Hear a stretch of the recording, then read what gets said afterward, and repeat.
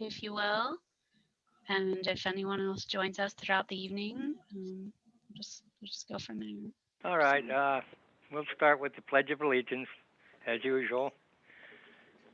Ready? Yes. I pledge Pledge allegiance allegiance to the flag of the United States of America. United States of America. The States of America. And to the republic. To the republic. To the republic for which it stands. One nation. Under God. Indivisible. With liberty and justice for all. Okay, I'll go over the roll call anyway. Matt Waldinger. Present. Lisa Austin. She's on the phone, I guess. Don Crenshaw is not on. No. Lisa's Charles here. Casey. I'm sorry. I couldn't find the unmute. That's okay. We know you're there, Lisa. Russ is out. Cardman, nothing. John Groh, nothing. Jeannie Miller's here. Paul Right. Pangratz. Here. Paul Pangratz? Here. Oh, Yeah, you're here. Oh, okay. Thank you, Paul. Lacey Letty Here. and Cindy Wells. Here. Okay, 1, 2, 3, 4, 5, 6, 7. 7 people. And we're on the edge of a quorum. Okay. Let's go to review and approval of the minutes from the last meeting. Has anybody read them? I've read them. And they were quite extensive. And if anybody has any questions about them, would they like to bring it up right now?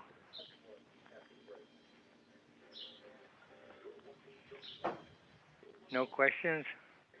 Then we'll have a motion to accept the last meeting minutes. Motion by I'll make it. Paul. Paul. Okay, and seconded by I'll second. who was that? That was Jeannie. Okay, all in favor? Aye. Aye. Aye. Aye. Any noes? No. Okay, now we'll go to the hearing of the. Oh, I got them shingles, and boy, I'm telling you, sometimes it just gets me. We'll go to the hearing of the public.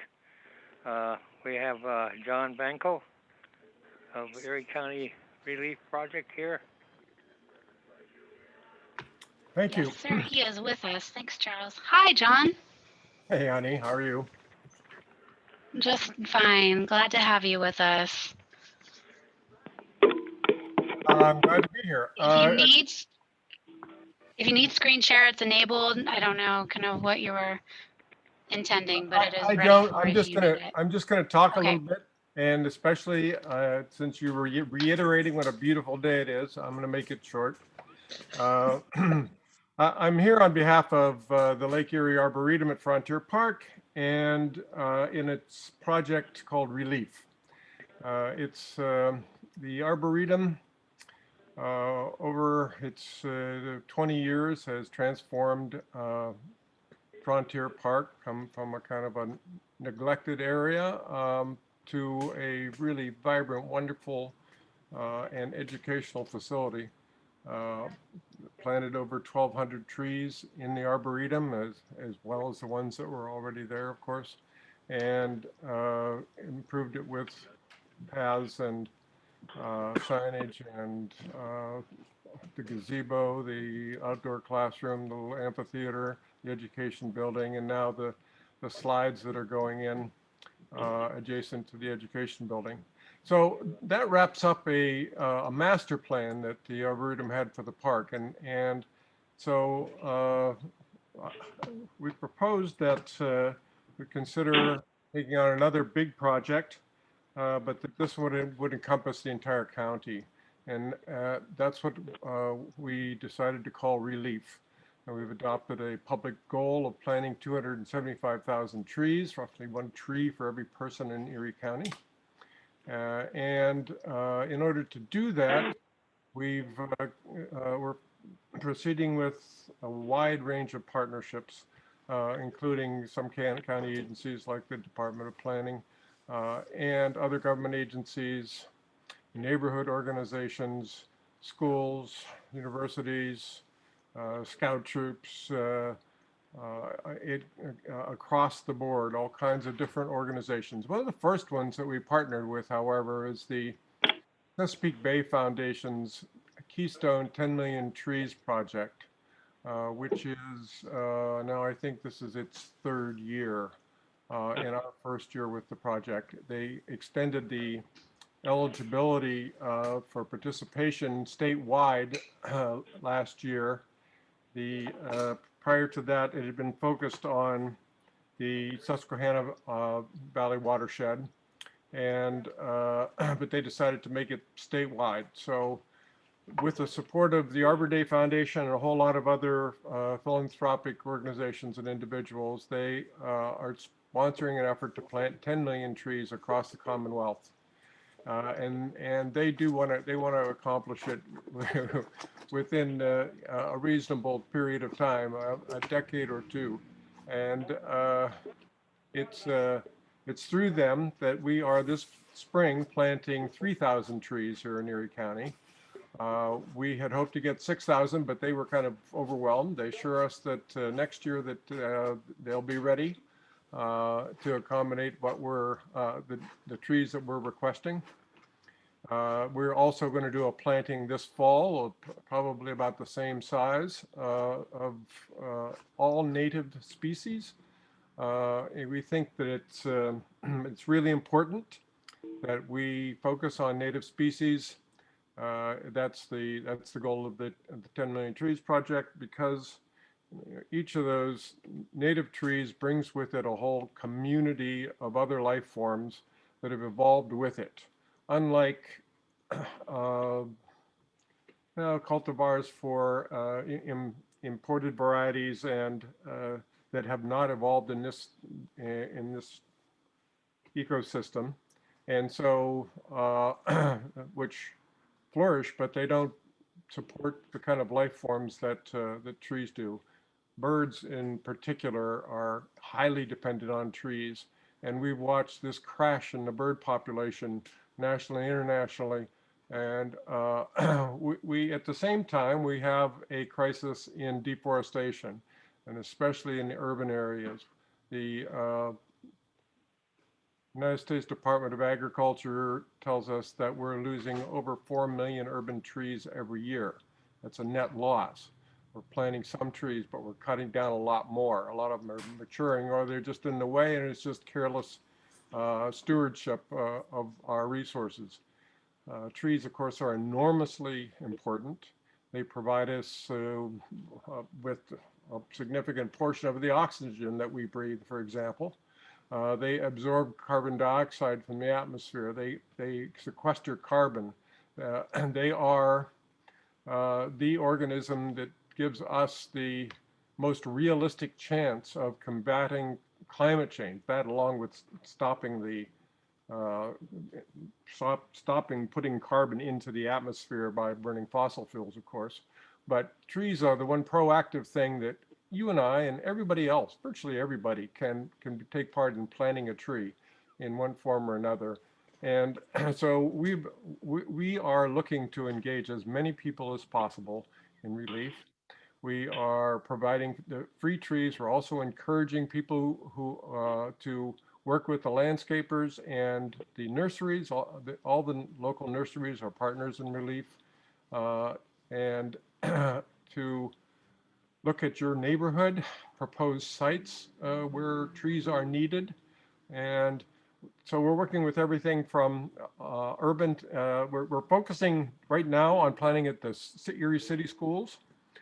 We started this whole project last year, but we're immediately slapped with the pandemic. And so we thought, well, that's okay. We can still plant trees. It's one of the few things that we could do. And we took our education program and focused on working with schools to line up plantings that are taking place right now. Every day this week, this weekend, et cetera. We're planting trees at schools in the city of Erie. But we're also planting trees at Camp Fitch. We're planting trees in see what would be Washington Township and in other locations all over the county as well. We have people who are trying to reclaim abandoned farmland and to convert it into forests. We have people who have riparian areas on their property, that is, they border streams, and it's really, really important. And we've had great cooperation from the trout people and the steelhead people and the Suns in contacting property owners with riparian areas and urging them to plant trees in those areas that border the streams to keep the streams cool, to filter the water that's going into them. And they are an essential part of a healthy stream system. And it's great that we're able to find so many property owners that want to make that change. I'm gonna take a breath for a second, and I'm happy to answer any kind of questions. I can go on talking about trees for quite a long time and about this project, but that's the basics. Now, I'm happy to respond to any questions. Are there any questions, John? I would say, so say someone on this call or someone who listens to the recording, right, or checks the notes, wants to engage in this project. Who is the best person to get in contact with regarding this, and what's their contact information? Go to our website. We have a website, relieferie.org. You can also get there through the LEAF website. So if you go to LEAF, it'll take you to, there's immediately a link to Relief. And we have a small staff at LEAF. There are only 3 part-time people, but they are working incredibly hard and they're enjoying it. They're having a great time. But they have the assistance of a lot of volunteers. A lot of what they spend time doing is coordinating volunteers. And so these plantings that I'm describing that are taking place now involve not only students and parents and teachers, but also volunteers, people who went to that school, people who live in that neighborhood, because it's not only about planting the trees, it's taking care of them especially for the first 3 years of their life, when, like right now, is an extremely dry spell. It's been really dry here for an unusually long period for this time of year, and the trees, especially after you plant them, need to be watered frequently, and so we're working with people in the neighborhoods and people with other connections to particular sites to care for these trees this year, next year, and through at least the 3rd year till they're established and can be sustained on their own. We're also providing tree shelters to protect them from damage from rabbits and deer and other wildlife, and also lawnmowers. That's the biggest predator for the small trees. And we're trying to make it as easy as possible. We're providing access to compost and mulch for the schools and so forth, so that we're doing it right, and it's going to happen, and it's going to have a tremendous impact in a relatively short while. We're focused on the schools because that was the opportunity provided by COVID, but we have a conscious focus on looking at the city of Erie in particular and the areas that have been historically redlined, and the subject of lack of investment and disinvestment. And last year, interestingly, there's a study that was published, a nationwide study that looked at, 70 some cities across the United States, including Erie, and looked at the traditionally redlined areas of those cities and compared them with the desirable residential parts of those cities. So it's like here, it's like looking at at big chunks of the east side, comparing them with Glenwood or the Frontier neighborhood, for example. And they found that there is a difference on a hot summer day of 8 degrees Fahrenheit between the nice tree-lined neighborhoods and those neighborhoods that are part of the traditionally red-lined areas of the city. So we want to plant a lot of trees in those areas. We want to plant orchards as well as street trees. We were already planted a whole bunch of trees last fall at Burton Park and other parks. We're always looking for sites. We want to keep planting. 275,000 is a lot of trees to plant. So we're going to be looking for a long time, but we're trying to focus on those areas that are most in need right now in order to have real visible progress. John, I have a question. The program most closely related to this that I'm aware of is the Tree Vitalize program that Mill Creek's taken advantage of in the past, but that had a limitation that the trees could only be planted in public rights of way and on public property. Do you have similar restrictions, or will you plan on private property? Not at all. We have no restrictions whatsoever. Now, when we get a grant for like a Tree Vitalize grant, or there's another grant that we've got a couple of them already for relatively small number, 20 trees, but they're large.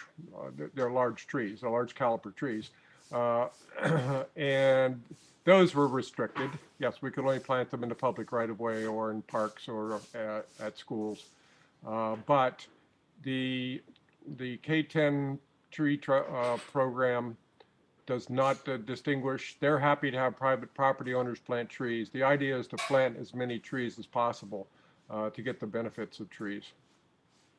Great, thank you. Oh, thank you. We're also looking at policy, and I'm so glad to be able to be talking to the Planning Commission, because I'm hoping that sustainability is an important component of any planning decisions, and that trees are a part of that understanding of what is sustainable. Because really, life is not sustainable for us as a species without trees.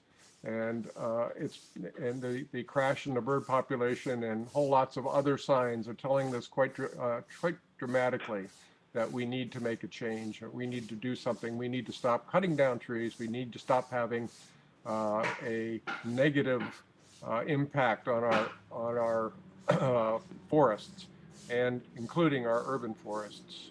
So what all trees are you going to plant? I beg your pardon? What all species are you planning on planting? Oh, there's a long list.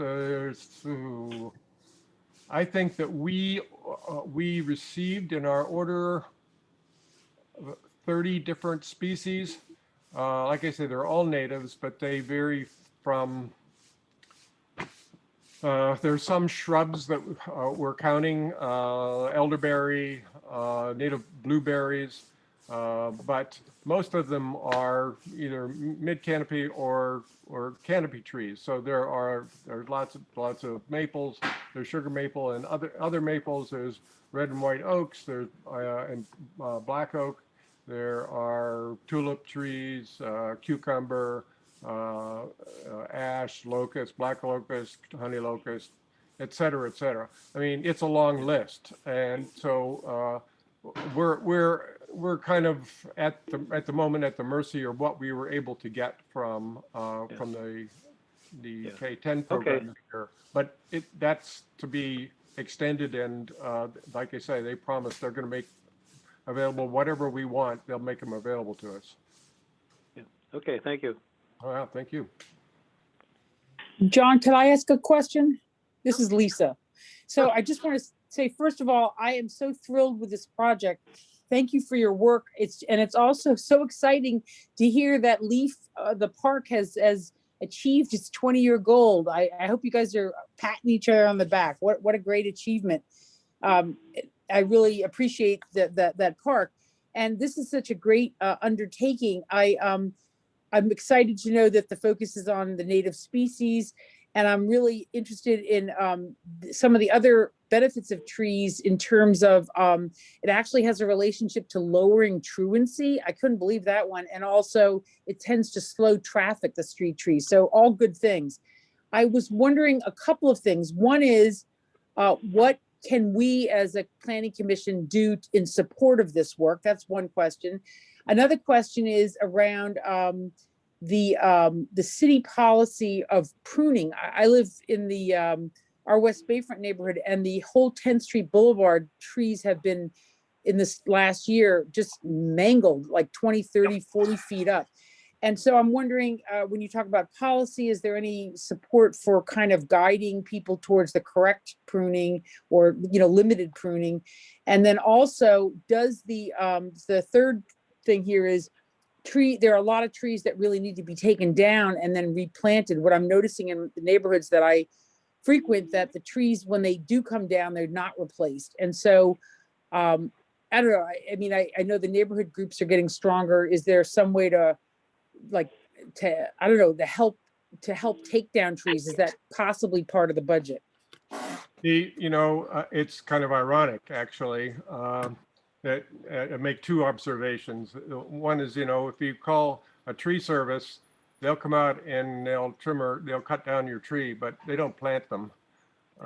And the same thing, unfortunately, is largely true of the city. The budget that the city allocates to tree maintenance goes to cutting down trees. And so any trees that are planted come from grants that the city seeks and receives. But it's a losing battle. We are cutting down more trees than we are planting in the city of Erie, have been for some time, and will continue unless we turn it around and have a focus on it. So I'm so glad that the city has reinstituted its urban forest committee, and I applied to join that, and was really glad to be part of a group who were selected to it. We haven't had our first meeting yet, but it's coming up, I don't know, within the next few weeks. So that's a step in the right direction. We're working with the Shade Tree Commission in Northeast, and I have yet to reach out to the one in Corey, but we are hoping to look at their experiences and have them share their models with other municipalities across Erie County. We would like to see strengthened requirements, zoning requirements, whatever, for developers to plant trees and to plant actual trees and not a few token things here and there, but actually include trees in their thinking. To include, stormwater issues have become larger and larger. Trees are a big part of the answer to stormwater management and have been ignored for too long. So the combination of thoughtful selection of trees, grading, the creation of swales and other things that really don't cost any more than doing it the old-fashioned way. But they do require planning and thinking ahead of time before you do it, thinking about what you're doing and what you want to end up with. And I look at the parking lot at the Ridge Center. That's kind of the gold standard for me. It's got pervious paving throughout. It's got native species in the little barriers between each row of parking. Why can't we have more parking lots that look like that? Or they can be more traditionally manicured as well, but using native species. There's nothing to prohibit you from planting kind of formal plantings using native species. There are a lot of them that could do that, although that's not usually the way it's done. So, I said I could talk all night, so. but I just want to, so is there something is there anything that in the project that you've got Relief that involves any kind of a tree removal, or is that just you only go to places where the trees are actually already gone? And We are not focused on tree removal. We are focused on preserving the trees that we have. okay, what I meant is like some of these trees are dead, and so we're trying to like get rid of them at a great cost, and then trying to plant the street trees in the city again. I mean, that's been one of the obstacles is to so I just wanted to know if there's anything on your radar in terms of support for not tearing down healthy trees, but ones that are dangerous, losing their giant limbs, crushing things, and then planting new street trees, because some of these have just sort of outlived their life. Yeah. Well, as I said, the city, that is what the city's budget goes for. It goes for removing trees. And of course, then they accept offers of volunteer help, like what resulted in the pruning on West 10th Street, that kind of over the top pruning. So because they don't have the budget, it's the city of Erie. I mean, it doesn't have a lot of extra dollars in their coffers, but I'm hoping that while we do temporarily at least have some extra money because of the kind of stimulus spending that's taking place right now, that we incorporate tree planting, tree management, and that would of course include removing trees that have to be removed. But I'm most concerned about getting replacing many trees that have already been removed and not replaced. What can we do, John? Well, I don't know what your scope is as the Planning Commission, but I can't believe you can't have an impact into this. That you're thinking about the kinds of projects that you're looking at, the kinds of regulations that guide you. How can they be improved? What should we be doing on a county basis, and as well as on a municipality by municipality basis?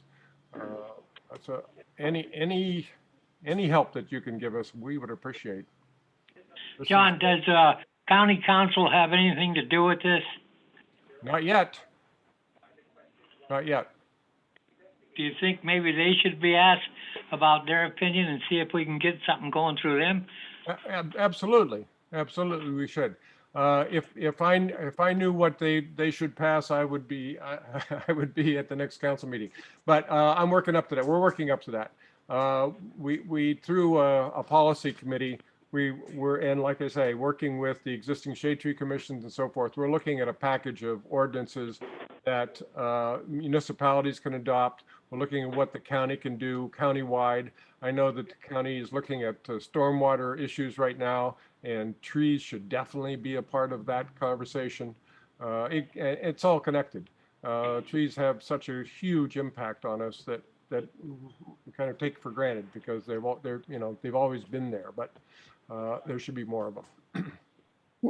John, would you share with Honey, who can share with us, the article that you mentioned about the relationship between historic redlining and the contemporary urban temperatures due to street trees? Yes, I certainly can. John, I think you have, just when we talked about this early on, I think you have shared that with me. Okay. But I would welcome it. I mean, if it's easy for you to resend that and move it up my inbox, that's probably better. I'll do that. But yeah, I'm glad to share it out with this group. Okay. If that's it. John, thank you very much. That was a very very good explanation of your project. And I'm sure there are people on our committee maybe would like to engage in some of that. And unfortunately, now we have to move on a little bit. So totally understand. Thank you. Thank you for the time. I really appreciate it. Don't hesitate to reach out to me or anyone at relieferie.org. Thank you. Okay, thank you, John. Thanks, John. Thank you. Is there anybody else that wants to speak for the public? Being none, we will move on to communications.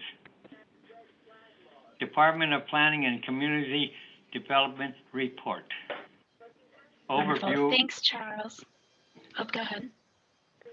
Oh, there's no period after development report. Okay. Go ahead. Oh, no, I was just going to say thanks, Charles, and introduce Christy Mahaney, who is the Erie County Land Bank Coordinator, who many of you know and many of you have worked with directly. We asked her to come this evening as part of our series to acquaint some of you who have not worked closely with us with all of the different programming that comes out of our department. And so Christy is here to talk with you about the land bank. Sure. Okay, there we go. Let me see if I'm going to see if I can share my screen here. Whoever the host is, you disabled participant screen sharing. Can we share?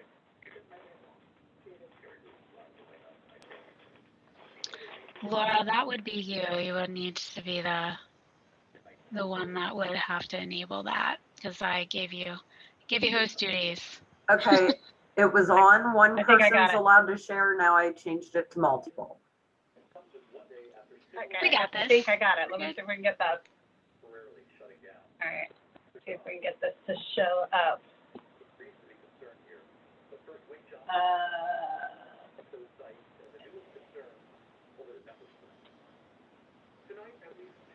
Are you seeing the correct screen? I can't see what you're seeing. No, So we we're see your seeing notes the screen. We see your notes, yeah. Yeah. Let's swap them out. How about now? Yeah. There you go. Standard that better? presentation screen. Yes. I never make any notes on them anyway, so we'll just see how this goes. All right. So some of you know me. I've met a lot of you. I've worked with a lot of you. I'm going to go over some basics, and as much as I'm not a big PowerPoint fan, but there are some things that are really good as far as some visuals to go along with it. But I'm going to go over things briefly. If you have some questions, I really can't, please don't submit them to me through the chat because I won't be able to see them unless somebody wants to read them to me, or I can answer questions at the end too, that's fine. So some Erie County Land Bank basics. The Erie County Land Bank was I think the legislation was actually signed in December of 2017, but we really got rolling in 2018. It was established with a 9-member board. We're tasked with dealing with blighted properties, the vacant, abandoned, deteriorated, tax delinquent. It can be any kind of combination of those things. They don't have to be all the requirements. We participate with different municipalities based on an intergovernmental cooperation agreement. So basically, we're only there if the local municipalities and school districts want us there. We do have priority bid at the judicial tax sale. I wrote win-win-win here because that really is a win on all of our parts. It's a win for the land bank because we get to acquire these properties very inexpensively without competing against anybody else bidding. It's a win for the municipality because it's no longer going to the highest bidder. It is very much a stewarded process as far as we take applications. We can make sure that people don't have code violations or owed taxes or that sort of thing. And it's also a win for whoever ends up buying it because, as some of you may know, when you're purchasing things at the judicial tax sale, you can't get into the property prior to bidding on it. When we have the property, you actually can walk through the property ahead of time and see really what you're getting into and get a contractor out if you want to. We are able to accept donated properties, and the other key thing is that we don't have any eminent domain or enforcement powers. So we can't go in and just take properties. We have to acquire them very, very strategically. So right here is currently where we operate. And this information is also on our website at eriecountylandbank.org. So right now, 18 out of the 37 municipalities, there's actually 38 municipalities within the county of Erie. There's an Erie land bank that operates within the city of Erie. So They work with the city of Erie and the city school district. So we have 18 out of our 37 municipalities, because our range goes from the city limits all the way out to the edge of the county limits. And 9 out of the 12 school districts have signed up already. The other ones have not said no. We just haven't had a chance to get in front of them and make presentations yet. So we're slowly but surely adding to that. 2020 slowed us down a little bit because obviously we weren't doing any face-to-face presentations. So hopefully we've received some more interest lately, so hopefully that'll speed up. So what happens is we acquire these properties and we know they have to go essentially one of 2 routes. So if we're getting a property, it is because it cannot stay the way that it is. It is blighted in one way or another, vacant, abandoned, deteriorated, tax delinquent. It cannot stay in its current condition. So it either needs to go up or it needs to come down. So if it's something that can go up, then it can be owner occupied. It could be a renovation where they either rent it out or they resell it.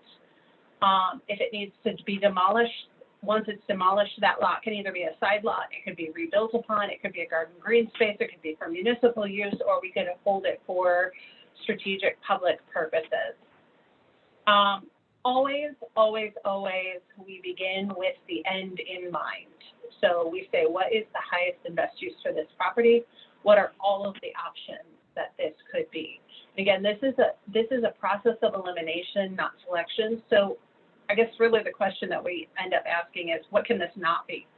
You know, some of them we know it's not going to be a renovation, that it's just too far gone. Others we know it's not going to be a rebuild because the lot is going to be too small at the end. There's some things that are just limited just because of the circumstances. But we look at it and say, okay, what would this be? And then what do we know that it absolutely cannot be? When needed, because there's properties that we're not really sure what kind of condition they're in one way or another. When needed, we actually do send in contractors to evaluate the property, go through on an item by item basis and evaluate what needs to be repaired and give us a cost estimate on those things. And that's been very helpful because there's been some properties that looked really nice from the outside and we thought we were going to be able to renovate them or at least sell them to somebody who was going to renovate them. And it turned out that, one of them, water had been flowing into the basement for so long that it was coming out the basement windows, and basically everything, including the basement on up, was rotted. The siding on the outside of the house looked good, and that was about it. So it's been very helpful that way. And then we just kind of shift gears. Sometimes we think something might be a renovation, or we think it might not be a renovation, but then we have somebody who's interested in it. Just kind of go with the flow as far as where do we need to go from here. This is our website. So this is what our website looks like on the front page. If you look all the way up at the right-hand side, there's a View Properties button in orange. If you go to our website, again, it's eriecountylandbank.org. If you go to our website, all the way at the top, you can see any properties that we own or have owned within the last year, I believe, probably indefinitely. But realistically, any of the properties that we currently own or we're currently in the process of acquiring, you can see those there. And this is what this looks like when you click on it. And there'll be an interactive map along with information on each one of the properties as far as we have it. So this is actually what that looks like as of this morning, I believe. Okay. So how do we go about getting these properties? And this seems to be really the big question, because the properties that we're acquiring are usually the ones that, especially the municipalities, don't really know what to do with anymore. They weren't sure exactly how to go about acquiring them. So there's really three key ways. There's the tax sales, there is private donation, and then there's direct transfer from other organizations or from the municipalities themselves. So the highest and best way for us to acquire the properties is through the judicial tax sale, our priority bid at the judicial tax sale, because they're free and clear. They are, it's if a property is already on the judicial tax sale, it is the quickest, easiest way for us to acquire it, typically. So then we can also monitor the repository list, and we've gotten several properties that way. Also, code enforcement is a big portion of this. There have been some municipalities that I've been in contact with that they've said, hey, we want to, we'd really like you to help us take care of this property. We really want you to help us take care of this property. And I said, okay, when was this property condemned? And it was one that was very obvious. It should have been a long time ago. And they said, actually, it's never been condemned. And they had some kind of conversations with the owners, but nothing to say, hey, yeah, we're serious about this. You actually need to do something about it. So partnering with local code enforcement officers, partnering with the municipalities so that the municipalities can apply some pressure, because again, we don't have any kind of teeth. We're a very friendly option. Letting them know that they do have that the owners do have the option to donate a property to us. That is been very successful for us so far. And then again, all of these things take a lot of time. I mean, we just have to be patient and very persistent. So this is a list of our 2019-2020 properties. We didn't acquire our first property until November of 2019, so at the middle of November of 2019, so I included it in here. We had 12 properties that we acquired, 7 of which were demolished and 3 of which got put into the rehab route. In fact, 2 of them were already transferred to new owners, and they're currently in the process of being rehabbed. So I actually put them in order on the left-hand side in order of municipality.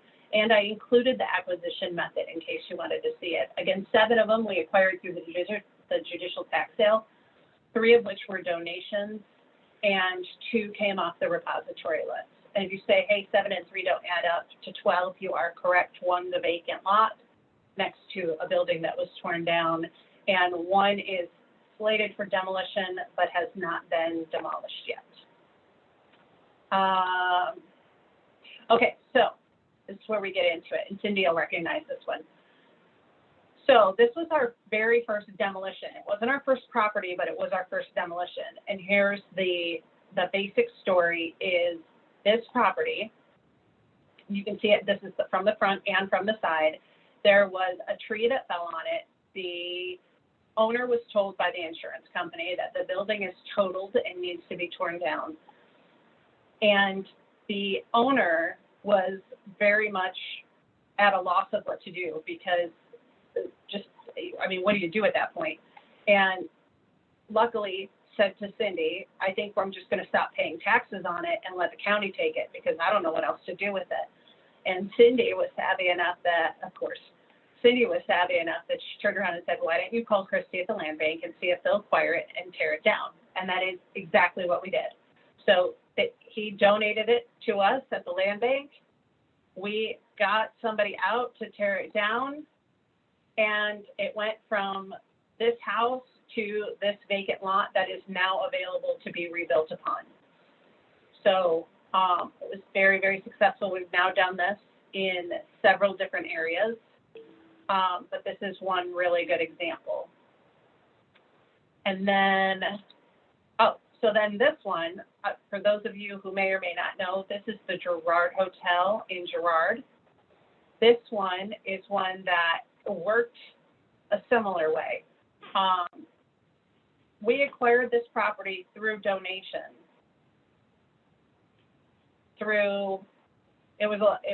We acquired this property through donation upon request of Gerard Borough. So this building was, they had condemned it, they had ordered it to be torn down. It is in really, really bad shape. It was in really, really bad shape 2 Novembers ago when I was out there, and it's in much worse shape now. So the key thing here, though, is when we were able to acquire this property, instead of everything, so if the borough had torn it down or had somebody tear it down. It was just going to be a straight up demo, just like everything else. The key part that we were really able to do that I'm actually really proud of us for doing this is that we were able to coordinate with Habitat for Humanity. And Habitat for Humanity went in and salvaged as much as they could possibly salvage. And I'm going to have a list. She called me, we talked about it yesterday. I'm going to have a list of everything that's been salvaged out of it. And they even, if you drive by it, they actually finished salvaging yesterday. It is now all boarded up because they salvaged even the vinyl windows that you can see here, those huge vinyl windows. They salvaged the vinyl windows and boarded it up. So they were able to rescue a lot of items that would have gone into the landfill and get them back into the community. And it goes and it's back into the community through Habitat for Humanity, through their restore, which then goes back into Habitat Builds. That's where that funding goes. So that was really great. On top of that, Mill Creek SWAT had reached out to Krista in Mill Creek, who is my contact for, I believe, my contact for Mill Creek. Right, Matt? I talked to the two of you just about evenly, so.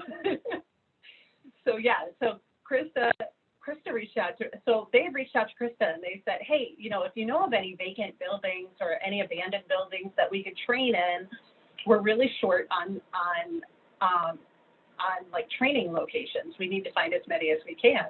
And I guess she said, I got a girl for you. She's got all kinds of vacant buildings.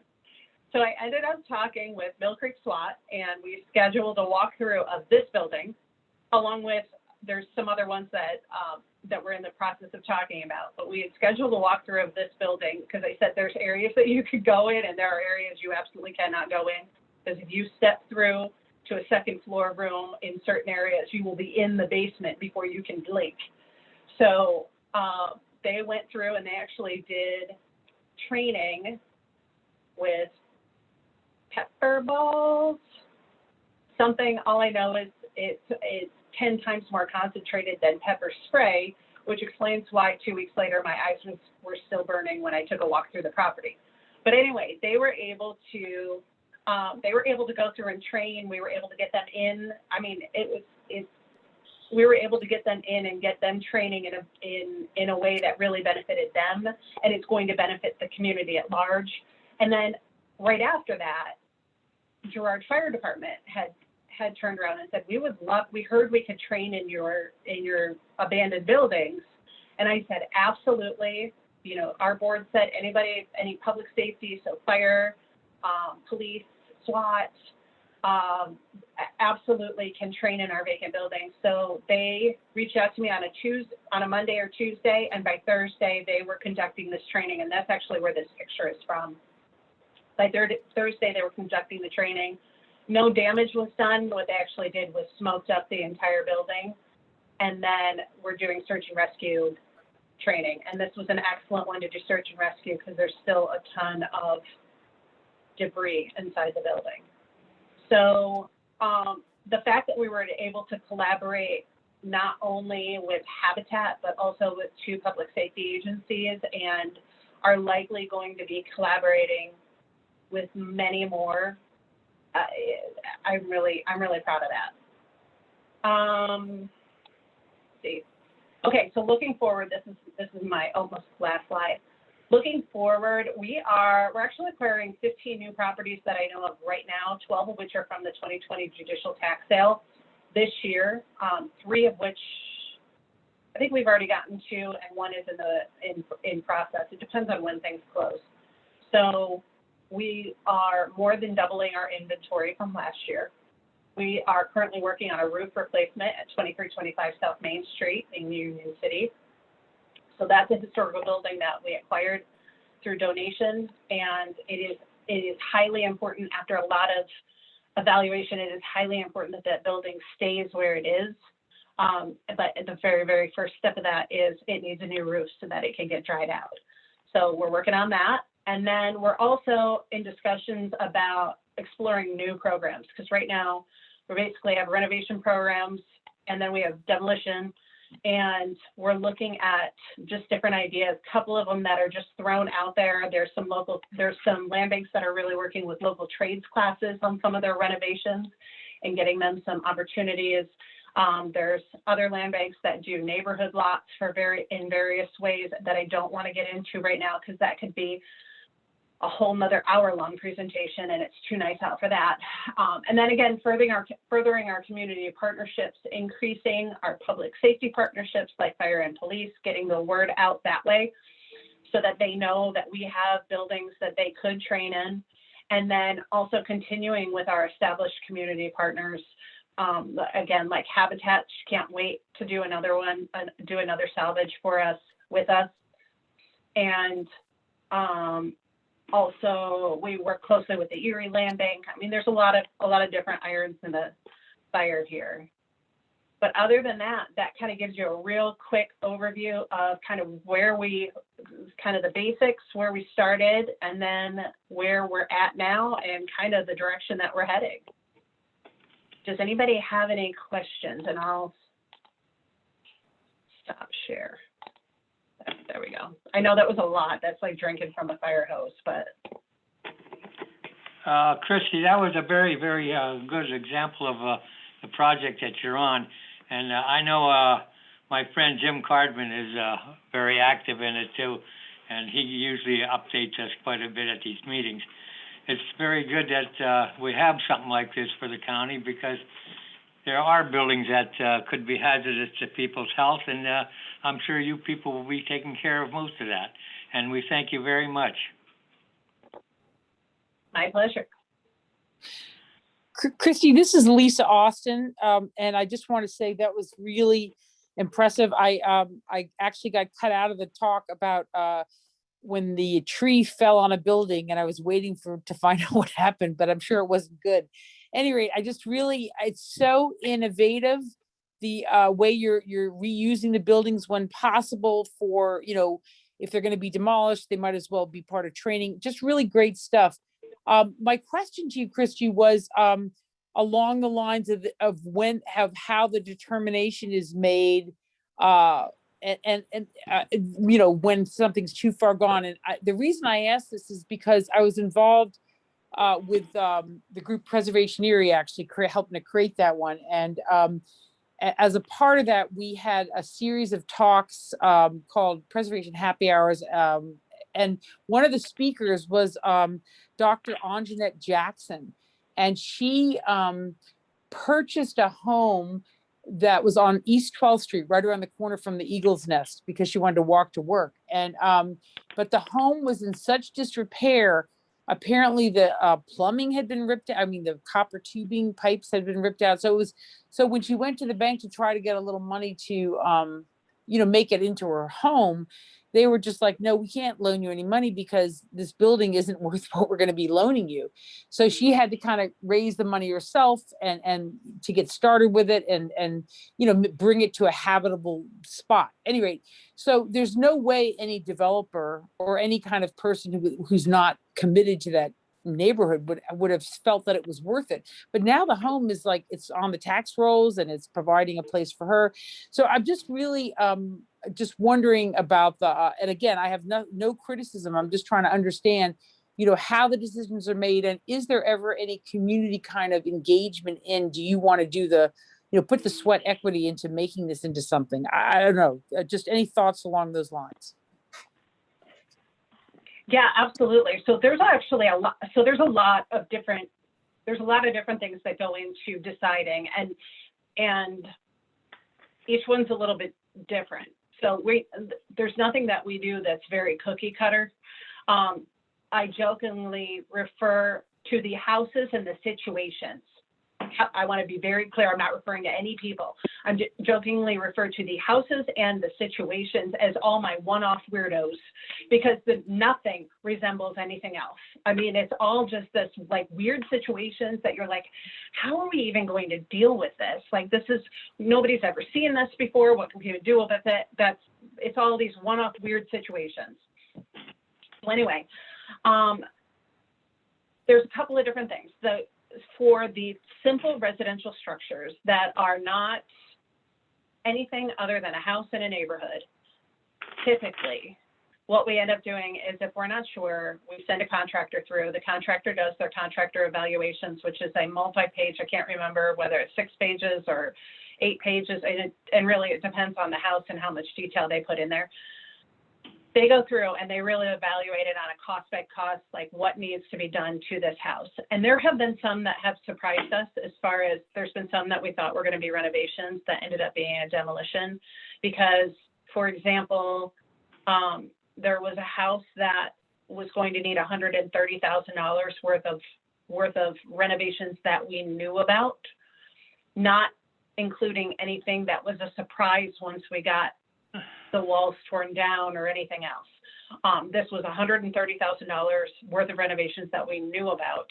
And it was in a neighborhood that was not a high demand neighborhood. They already had plenty of housing, and the average or the highest price, the nicest house on that block had sold, I think, for $90,000 or $95,000. So the valuation just wasn't there. It just wasn't there. And it doesn't always come down to money because there's another one like the 2325 South Main Street in Union City. That one, there's a lot of things that we do that will never make financial sense. Because if it made financial sense, an investor would come in, they would do it, they would make the money on it, and then the problem would be taken care of. So the things that we're doing never necessarily make financial sense. So anyway, 2325 South Main in Union City, that one is, it's going to need a lot of work. Right now it needs a new roof. It needs to be cleaned out. It's very, very wet inside. It's a multi-use building. It's commercial on the first floor, and then there's 2 apartments on the second floor. It's at the end of a row in Union City's historic downtown historic district. There's like 2 blocks by 2 blocks, or I'm probably messing that up, Cindy, but it's at the end of the row of buildings. And so really what we did is we looked at that and we said, okay, all right, what happens if we tear it down? All right, if we tear it down, what could it be used for? If we tear it down, we got to rebuild this road. If we tear it down, we got to rebuild the 2 walls because it's kind of a weird little cutout of a thing. All right, well, we got to rebuild 2 walls that were never supposed to be exposed. And all right, what would we use the space for? Well, what do you need downtown? Well, what they really needed was parking. Well, it wasn't big enough to be a parking lot. So it's not like you could turn around and say, okay, this would be a great spot for that. And then the part that they really needed some commercial space.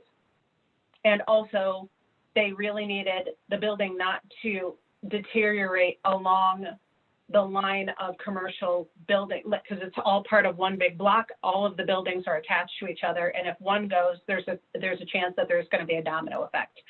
So really, what they needed is this building to be preserved, and the step 1 of that is putting a new roof on it. So it really does come down to, what does this particular community need? What does this block need? What is this, in the area where the house was going to need $130,000 worth of renovation, and it was only worth $90,000, what they really needed was a little bit of space in between houses. So maybe they need a park. Maybe it needs to be rebuilt. There's a lot of different things that go into it. There's a lot of discussion that goes into it, both on the land bank side of things, but also on the community side of things. When I'm talking with, especially when I'm talking with new members, whether it's the school districts or the municipalities, they say, well, who makes the decisions? And I said, really, this is viewed like a twin engine plane. I mean, it's not you, it's not me, it's both of us together. It's not the municipality, it's not the land bank, it's both together. Let's figure out what needs to happen here and get it done. So to say, so really that was a long way to say you'd have to ask me about a particular property for me to say, hey, this is exactly what went into making that decision about that particular property. Thank you, Christy. I have more questions, but I think I'll have to give you a call another time. This has been really helpful. Okay. Is there anything else? Anybody else want to ask Christy a question before we move on? Okay, being none, thank you, Christy. That was very informative, and I'm sure you'll be doing a very, very good job of it because it's a very important thing for our county. And I can see a bright light at the end of the tunnel. Thank you. Thanks for having me. Okay, Thanks so much, moving Christy. on. We'll go to commissioner reports. Oh, Charles, I just have a couple of things to mention before you move on to commissioner reports. Okay, go ahead. We are beginning the pre-work to start the Northeast Area Comprehensive Plan. So we're working with the borough and the township on that. And we actually just scheduled kind of our preliminary meetings with both of those entities today for the end of the month. So John McGrainer is kind of doing the pre-work that he always does, the background research and all of those types of things. So we're just really thrilled to begin that project. We've wrapped up just about Green Township, and so it's time that we start working with another community because we just do not rest around here. And then in regards to greenways, parks, trails, and recreation, we received a $10,000 grant from DCNR for a peer review to facilitate an assessment of the resources needed to create the Parks, Trails, and Recreation Coordinator position, which is part of the implementation strategy of our Parks, Trails, and Recreation Plan, if you all remember that from last year.